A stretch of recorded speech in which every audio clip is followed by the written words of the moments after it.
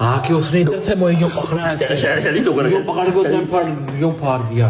फिर क्या उसने घूसे मारे मुझे पेट में, घूसे नहीं लात मारी उसने मुझे पिठी पे। बुद्धि को लता खा रहे हैं जाए वही बेगम क्या शेरवानी ला दे शेरवानी इंडिया का ला दे तू अपनी रात तक पा लवी जा ले जा कर ले जा। मेरा सूट था उसका।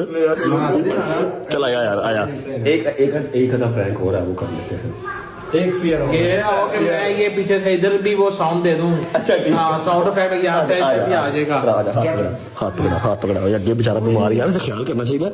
बीमार हस्बैंड है। या अल्लाह ऐसी बीवी किसी को ना हो।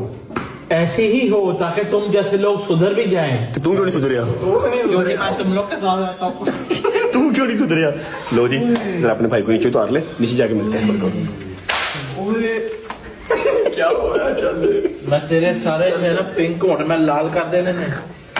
हाय हाय बेचारा हाय।